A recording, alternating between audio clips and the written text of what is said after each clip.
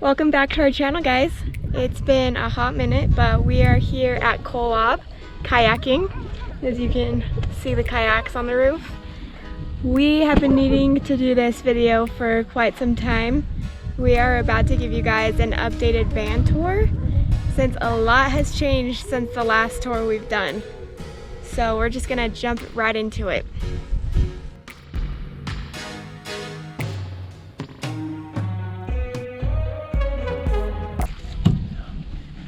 Alright guys, so we're going to start off with the roof rack. It was something that we didn't want to buy. Shayla's freaking out because there's a bee on her. Oh my gosh, I'm so sorry. There's been bees falling on her and she freaks out. We didn't want to buy a OEM factory roof rack because it's like $200 or $300, so I wanted to build my own. So I built this, and if you see our first video of the van tour, you can see it's just one bar on each side. So I finished building it out, and what I did is I took cargo lock crossbars and I just bolted them onto this frame that I built out of aluminum. If you guys want to see how I did that, I'll link the video. We'll link the video to most things that we built in the van. So basically I got 4 cargo lock crossbars going across the roof of the van, which allows us to be able to mount pretty much any kind of accessory like snowboard rack, kayak rack on the other side, a J rack, cargo basket. If you saw our video from, where were we? The Tetons or Lava When we Hot were in Springs. Tetons, we had a black cargo bag. You definitely need these crossbars because if you put anything directly on your roof and then tie it down, what happened to us, we popped the seal around the vent, and we were at Tetons and it started raining on us and it just started to leak through because we tied that bag directly to the roof. So you gotta have something lifting whatever you're tying down, so you're not putting direct pressure on the roof, which seems like a really common thing, like you should know that, but we didn't. We messed up, learned from our mistakes. So yeah, that's the outside of the van. This is a 2019 Promaster City. So yeah, we'll show you the inside because that's where the most changes happened.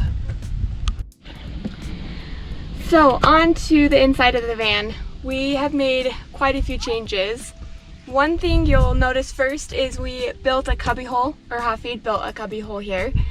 We ended up cutting into the insulation over here. We had 3 or 4 inches of insulation, which wasn't extremely necessary. We do spend winters in here, but with our sleeping bag and our heater, we ended up being just fine, and we decided we needed more space to store things.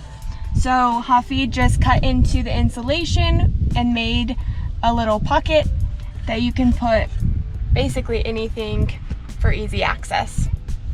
Our lights are really easy. We just got LED lights from Home Depot.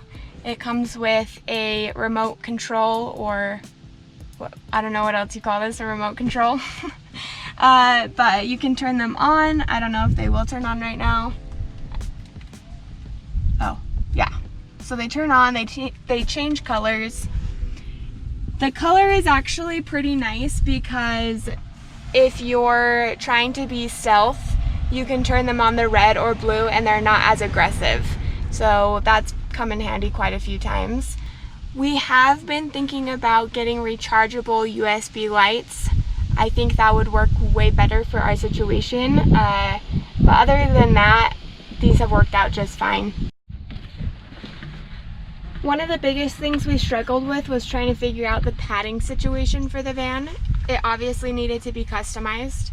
So what we ended up doing is we got outside or outdoor camping cushions from Home Depot, cut them to the size we needed. I think we got the 3-inch pads, And then we layered a memory foam, like 1-inch pad on top of it.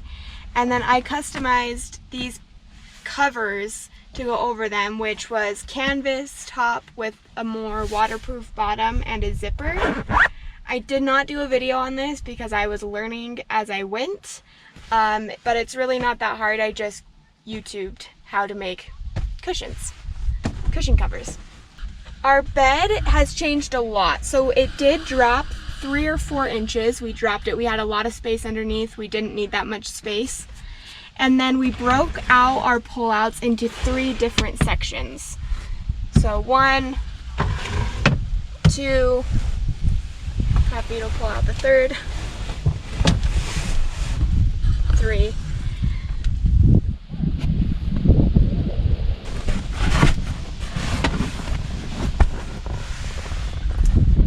So we have our 2 smaller pads that slide over. The reason why we did it in 3 sections is so that we had more access to our cabinet down here. So we don't have to slide out all the slides in order to access our water tanks. Slide this one in, we have access to our food. So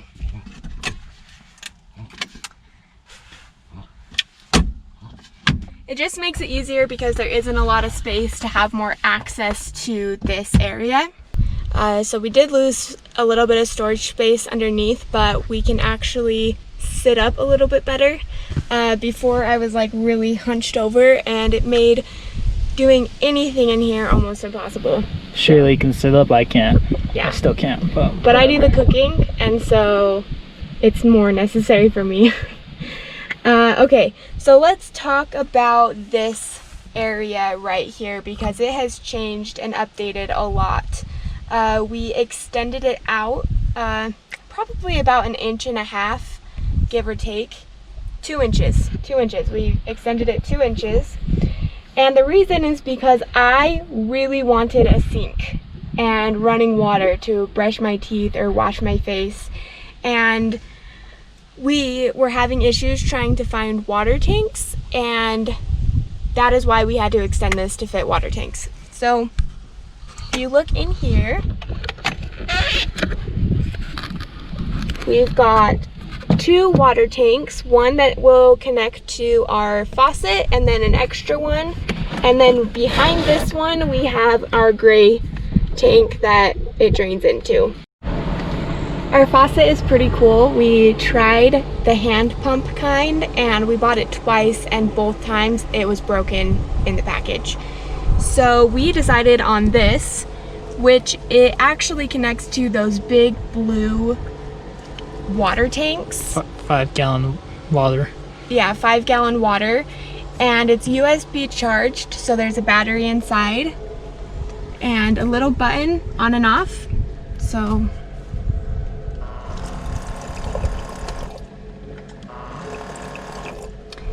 the battery will last us about a month. We haven't had to charge it yet. We've had it for a couple months, but on the package it says it will last a month. And then there's just a USB port that we can plug into our battery and just charge it right there, so we have it all sealed up so it will never leave that spot.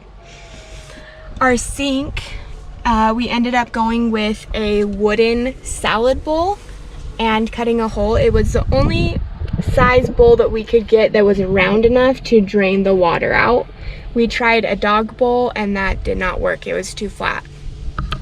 And then right underneath the sink we have this drawer right here, so you could take that stuff out, Shay.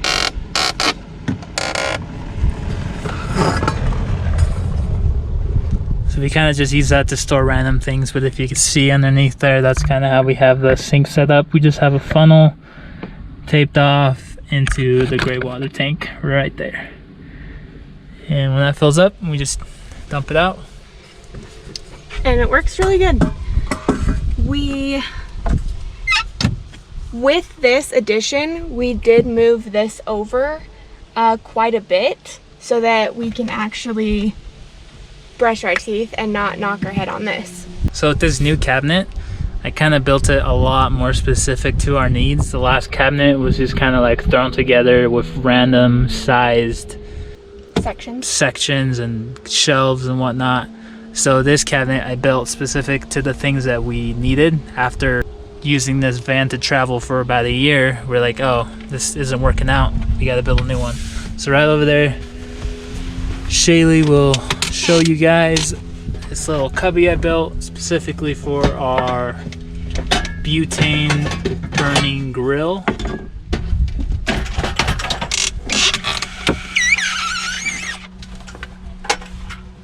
And then it fits perfectly on top. And that's just a Camp Chef butane burner. You can buy pretty much anywhere. So there's that.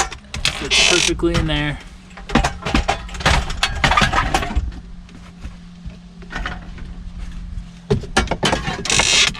And then the bottom drawer or bottom cabinet right there. Right now it just kind of has a bunch of junk.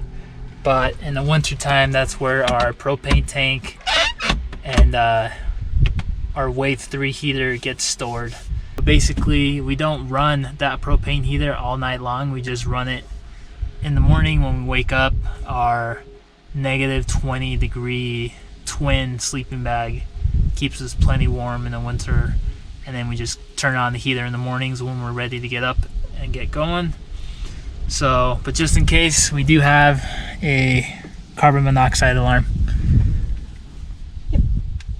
This middle cabinet has shelves, and we mainly use this to store food, canned goods, crunch bars, that kind of thing. And it actually worked out super great for us on our big trip that we just took. We haven't changed this other than we moved it over, but this is where we store most of our clothes. We just keep them in these drawstring bags, and it just makes it easy to take it in and out if we want to go shower, if we're at a place that has a shower. And it also keeps our clothes from like getting cut up from like the wood and stuff. But we just pack those full, and because this is just fabric, it makes it easy to stuff it because it doesn't have to shut tight. It can kind of overflow a little bit. So we put our clothes here that we need to reach quickly, but we also usually have duffel bags that we can put underneath. And with this new bed also, we changed the design up a bit so that you can access the call it the garage area a lot better. There's a couple different access points, so we can just grab a duffel bag if we need to. The last bed was completely blocked off and we couldn't reach anything underneath. We'd have to get outside the van, and when it's snowing outside or raining, it's inconvenient. Or you're trying to be stealthy, you don't want to go in and out of your van a bunch of times. So this new bed, redesigned, has been a lot better for us to be able to grab what we need from underneath. We got the snowboard bags in there just for like visual sake. Obviously it's the middle of summer, but we could still fit a lot in there. 2 fully packed snowboard bags with boots and jackets, and actually 2 snowboards in there each. And then we still have all of this room going all the way back. So from the front of the door to the back of the driver's seat, it is 7 feet. Our bed is about 6.5 feet long. So in case you're wondering how much space you have in these tiny Promasters, you got about 7 feet floor space. And then we just kind of have like a 6-inch gap back there where we stuff backpacks sometimes or whatever we need to do. So with the walls, I'll link the video to it, but basically we just wood burned a bunch of 1x3s and stained them. I guess there's easier ways to go about doing siding, but this is just how we did it. The flooring, we just did it's a cheaper version of the Home Depot flooring. It's still the Home Depot brand. It's not the Life Proof one, it's the one the other one. I don't know what it's called. I don't remember. I think it's like the home decor or something. If I ever redo the flooring, I'll buy the life-proof one, which is a little bit more expensive, but I think it'll last better and it also connects a little bit better. But for now, this is holding up, and if it ever stops holding up, I'll replace it with the more expensive stuff. Yep. And then ceiling, also we just took like I don't even know, it was like a 3/8 sheet of plywood. The nicer plywood. We stained it and cut it to size to fit in here, and then of course we ran out, so we got this one random ugly duckling strip going down the middle. I actually really like our ceiling, except for this piece, but I actually really love the ceiling and how it turned out. And all the wood in here is also sealed with polyurethane. Yeah, that word. Polyurethane. So we sealed all the wood in here. Every piece of wood you can see has that on there, just to make it last a little bit longer and keep the mold away. Also, a lot of people will go through a lot of expense and trouble to get like special, I don't even know what it's called because we didn't use it, but it's like a lining to put against your wood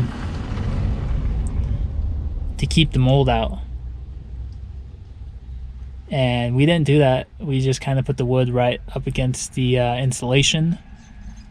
And I actually had to remove a lot of these boards when our ceiling leaked. And after about a year and a year and a couple months, we just got dusted out by that car. There was no mold. So there's no mold anywhere. I've had to remove these. I've basically almost stripped out the entire van. And after a year of spending almost pretty much every weekend in here and sometimes a week to 2 weeks, there's no mold inside the van. So I think it worked out fine. I will say though, we did drive to places that snow, and then we came back to St. George, which is pretty dry during this winter time. We are making a move to live in actual snow this year, and we'll update you guys on how it does in the actual snow winter round, I guess what you could say. Okay, so we were going to build another cabinet here. That's what this was initially for, this metal rod. But it ended up working perfectly hanging our fan from. We normally had this sitting on our table at night and it took up a ton of space, and this was actually perfect. So I don't know if the battery is on. Yeah. So it blows on us at night, circulates the air, especially with our roof vent. This is the Fantastic fan. I can't open it right now because we've got the kayaks, but it's not hooked up to electricity right now. We could, but we just have it for air circulation, and that's about it.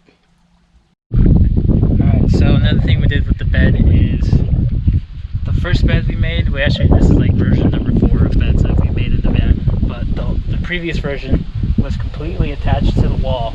So it was like a structure built into the van. Come closer because of the wind.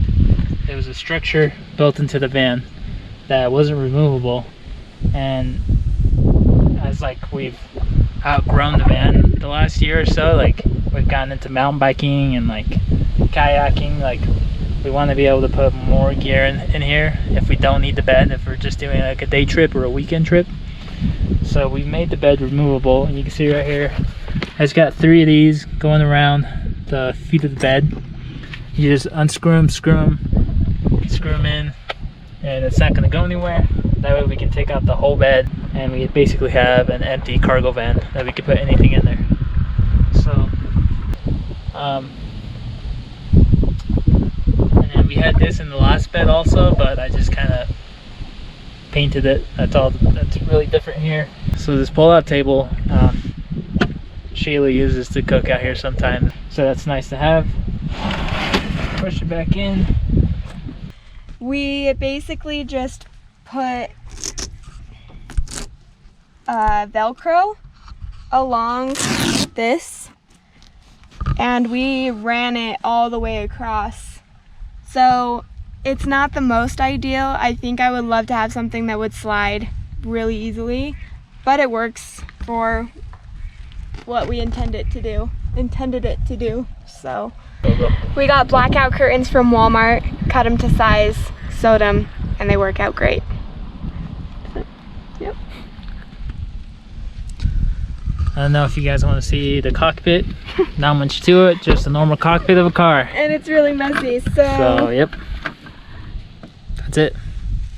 We don't really do anything special to the front, other than we do have it's like not a Yeti, but what's it called?